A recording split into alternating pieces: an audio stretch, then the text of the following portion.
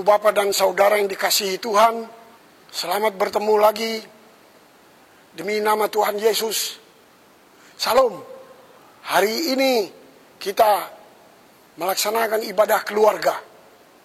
Untuk itu kita menjadi bagian kita mendengar firman Tuhan. Mari kita sebelum mendengarnya berdoa, mohon bimbingan Roh Kudus. Kita berdoa.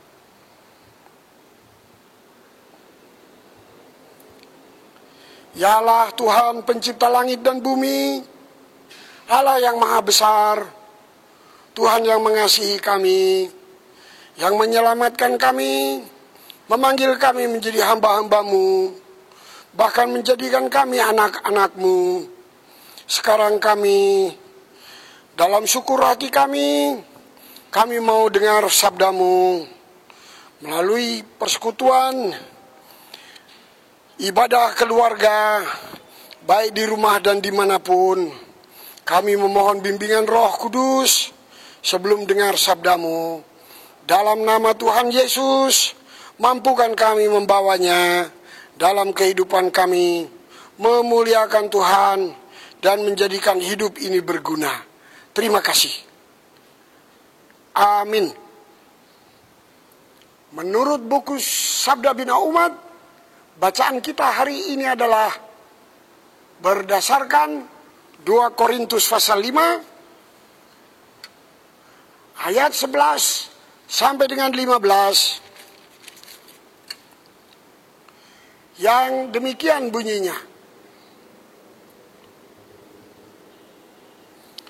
Kami tahu apa artinya takut akan Tuhan. Karena itu kami berusaha meyakinkan orang. Bagi Allah, hati kami nyata dengan terang. Dan aku harap hati kami nyata juga demikian bagi pertimbangan kamu.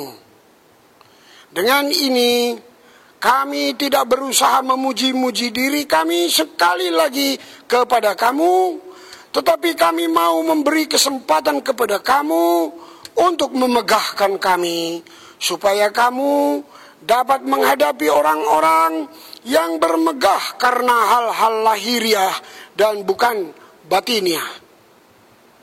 Sebab jika kami tidak menguasai diri, hal itu adalah dalam pelayanan Allah. Dan jika kami menguasai diri, hal itu adalah untuk kepentingan kamu. Sebab kasih Kristus yang menguasai kami, karena kami telah mengerti bahwa jika satu orang sudah mati untuk semua orang, maka mereka semua sudah mati. Dan Kristus telah mati untuk semua orang, supaya mereka yang hidup tidak lagi hidup untuk dirinya sendiri, tetapi untuk Dia yang telah mati dan telah dibangkitkan untuk mereka. Demikianlah pembacaan kita pada hari ini. Terpujilah Kristus. Haleluya. Ibu bapak dan saudara-saudara yang dikasihi Tuhan Yesus Kristus. Tema yang diberikan kita melalui SBU adalah hidup untuk Tuhan. Hidup untuk Tuhan. Kalau di buku SGDK berbunyi hidup berguna bagi Tuhan. Memang ada hidup yang tidak berguna. Ada saja. Tidak untuk menghormati Tuhan. Tidak takut kepada Tuhan. Tidak mengasihi Tuhan maupun sesama. Itu adalah hidup yang tidak berguna. Hidup yang hanya untuk mementingkan diri sendiri. Dan menyingkirkan orang lain. Untuk tidak menjadi perhatian dan pementingan dari mereka. Ibu bapak dan saudara yang dikasihi Tuhan, ini yang dikemukakan oleh Paulus. Mengapa dia bicara demikian? Karena dia katakan bahwa Kristus telah mati untuk dia. Kristus mengasihi dia. Dulu dia berpikiran lain. Dia berbuat jahat terhadap jemaat Tuhan. Dia pikir mereka semua salah. Maka dia kemudian hendak menyingkirkan mereka semua. Tetapi ketika dia bertemu dengan Kristus melalui suatu penglihatan, dia ditegur. Waktu itu namanya Saulus.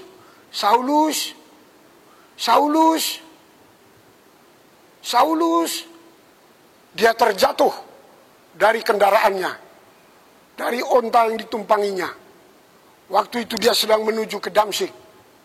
Dan dia mendengar suara itu. Siapakah engkau?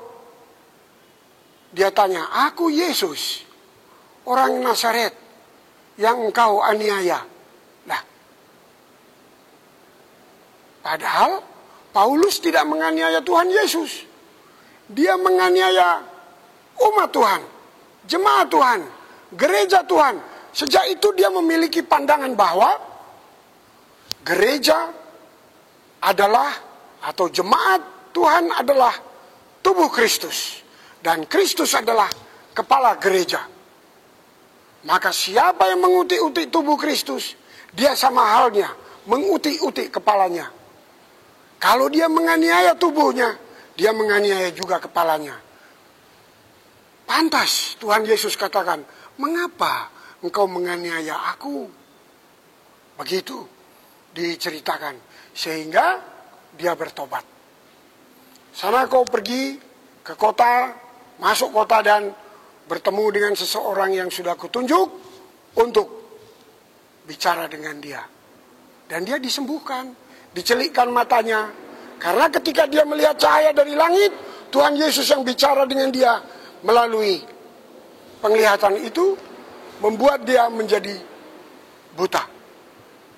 Ibu, bapak, dan saudara sekalian, dia pikir apa yang dia putuskan dengan menganiaya jemaat di mana-mana di Yerusalem, sehingga semua pada lari pergi ke kota-kota lain. Lalu dikejarnya ke kota Damsyik, Damaskus, kota yang di sebelah kota besar yang lain.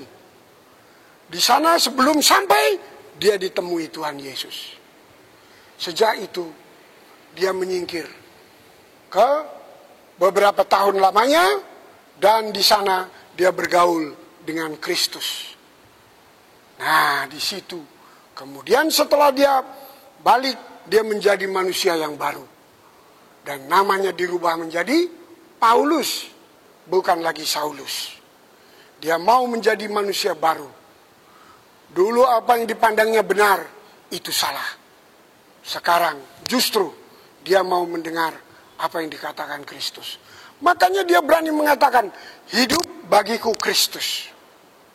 Walaupun dia banyak menderita, aku banyak berjerih lelah. Aku sering mengalami kelaparan, kedinginan. Aku bahkan menghadapi penyamun di jalan, di padang pasir. Aku sering berpuasa. Dan siapa yang memelihara dia? Bahkan aku pernah didera. Aku pernah disesah. Aku pernah dipenjara. Aku pernah mengalami kapal karam. Nah, itulah sebabnya dalam ayat 15 katakan, dan Kristus telah mati untuk semua orang, termasuk untuk dia. Dia katakan ini, supaya mereka yang hidup tidak lagi hidup untuk dirinya sendiri. Itu diterapkan bagi Paulus untuk dirinya. Dan tidak lagi hidup untuk dirinya sendiri, tetapi untuk dia. Jadi makanya dia katakan, hidup bagiku adalah untuk Kristus. Mati bagiku keuntungan. Kalau aku hidup, itu berarti memberi buah. Artinya seperti pohon. Pohon tidak akan berguna kalau dia tidak berbuah. Karena dia berbuah, maka dia dianggap berguna. Dia dipelihara. Kalau tidak, dia akan dipotong dan diambil kayunya untuk bahan bakar. Ibu, bapak, dan saudara sekalian, pohon yang berguna adalah berbuah.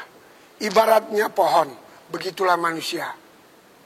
Hendaklah berbuah. Dan itu artinya membuat hidup ini berguna. Dan itulah yang dikatakannya, bahwa dia hidup bukan lagi untuk diri sendiri, tetapi seperti ayat 15 katakan, untuk dia yang telah mati dan telah dibangkitkan untuk mereka. Jadi semua mereka yang seperti dikatakan Kristus telah mati untuk mereka, itu kiranya hidup untuk dia. Nah, Ini dilakukan Paulus walaupun secara jasmani dia mengalami banyak kesusahan. Ibu bapak, dia pernah bersaksi juga di surat yang sama bahwa dia pernah disesah 5 kali. Setiap kali sesahan itu 40 kali pukulan. Dipotong 1 kali pukulan, yaitu menjadi 39. Jangankan 39, 1 kali pukulan saja oleh Algojo sakitnya setengah mati. Ini 39. Tetapi dia pernah mengalaminya hanya karena dia memberitakan nama Kristus. Dan jangan lupa, dia juga pernah mengatakan, dalam diriku ini ada duri dalam daging. Kalau duri di balik kulit, itu memang sakit. Tetapi ini duri dalam daging, itu seperti kanker. Nah itu dikatakan, disaksikan oleh Paulus dalam surat yang sama. Dia katakan, sudah 3 kali aku memohon kepada dia, supaya utusan iblis yang menggocoh diriku, itu berlalu dariku. Tetapi, apa jawabnya? Cukup. Kasih karuniaku bagimu cukup. Bayangkan, dia berdoa untuk orang sakit, yang lain-lain sembuh.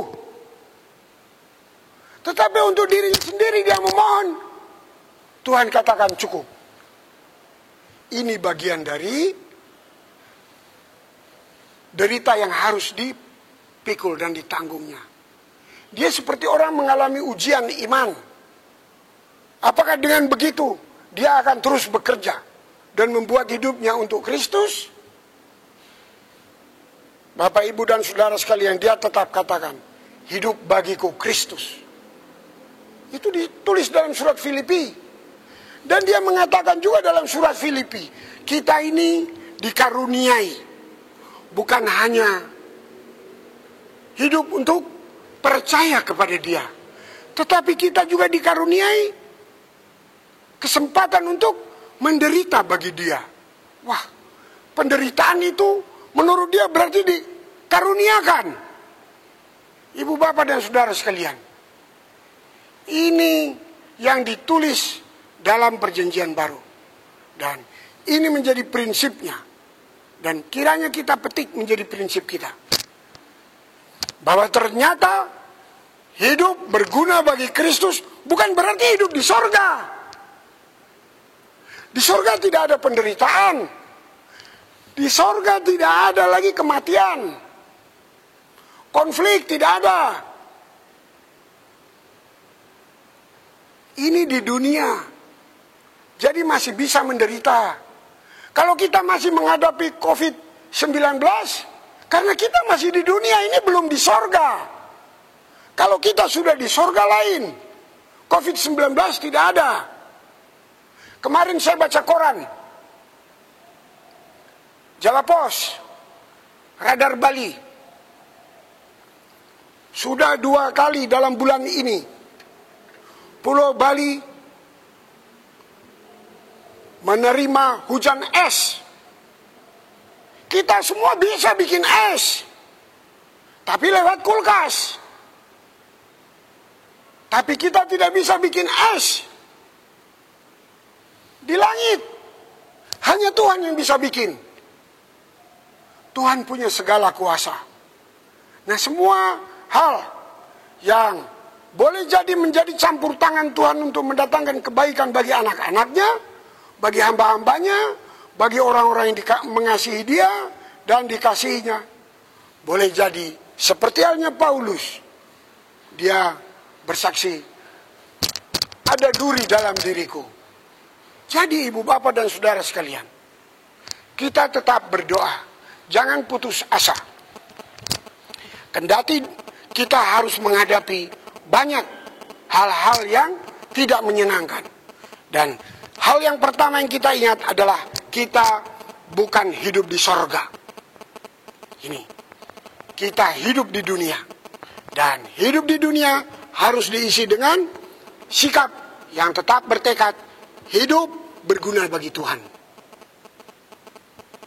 Melalui mengasihi orang lain, mengasihi Tuhan, takut akan Tuhan, membawa sabdanya, dan kita membangun persaudaraan selama hayat kita.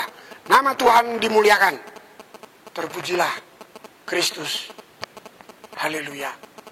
Amin. Kita masuk saat teduh.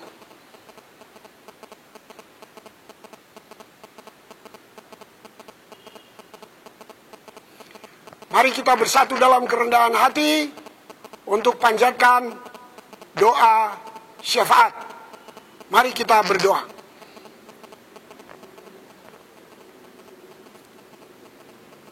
Kami memohon berkat-Mu ya Allah.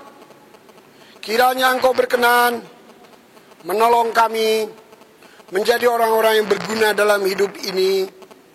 Mengikuti sabda-Mu, walaupun kami harus banyak menghadapi segala hal, banyak hal yang mungkin tidak menyenangkan hati kami. Tetapi Engkaulah Tuhan yang mempersiapkan hati kami, iman kami, kasih kami, pengharapan kami kepadamu, agar kami boleh bertahan menghadapi banyak hal yang tidak menyenangkan. Tolong kami untuk tetap bertahan dan ajari kami tetap setia kepadamu. Bahkan hidup dalam kasih, hidup dalam damai, hidup dalam kebenaran, dalam kesejahteraan di dalam Tuhan. Terima kasih. Kami mohon berkat untuk para pemimpin, baik pemimpin gereja, para pendeta, penatua diaken, para pelaksana, pengurus di pelkat-pelkat, di unit-unit misioner semuanya. Tuhan tolong mereka sekalian. Juga untuk majelis sinode, kami memohon hikmat buat mereka dalam menjalankan kewajiban. Kami percaya Engkau tanamkan dalam hati mereka, hidup adalah Kristus dan mati ini adalah untung. Kami juga berdoa untuk presiden, untuk pemerintah, untuk para menteri, untuk para gubernur, untuk para pemimpin, baik di kepolisian, di militer, TNI maupun di sipil, wali kota, bupati, camat, dan semuanya. Kami memohon hikmat dari Tuhan, kepemimpinan mereka kiranya berguna untuk kesejahteraan rakyat dan siapapun. Terima kasih. Kami berdoa kehadiran gerejamu untuk menjadi terang dan bagaikan garam di dunia ini. Tuhan tolong tetap kuat, teguh, dan berani menjadi saksimu apapun yang harus mereka alami, walaupun sampai menderita COVID-19 sekalipun. Itulah sebabnya kami mohon, banyak hal yang membatasi kami, baik COVID-19, yang membuat kami dibatasi dalam kerja, yang membatasi kami untuk sekolah, yang membatasi kami untuk beribadah, berkumpul, bersekutu. Tuhan, tolong umat-Mu untuk tetap bertahan. Nama-Mu kiranya dimuliakan dalam semuanya, hanya di dalam nama Juru Selamat kami, Yesus Kristus, yang mengasihi dan menyelamatkan kami. Kami berdoa sebagaimana yang telah diajarkannya untuk umat-Nya. Bapa kami yang di sorga, dikuduskanlah nama-Mu, datanglah kerajaan-Mu, jadilah kehendak-Mu di bumi seperti di sorga. Berikanlah kami pada hari ini makanan kami yang secukupnya, dan ampunilah kami akan kesalahan kami, seperti kami juga mengampuni orang yang bersalah kepada kami. Dan janganlah membawa kami ke dalam pencobaan, tapi lepaskanlah kami daripada yang jahat.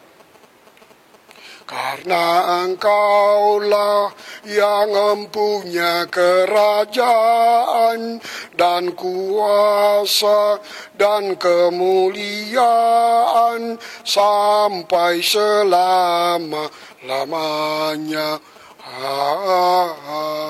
Amin. Tuhan memberkati ibu bapak dan saudara sekalian. Amin.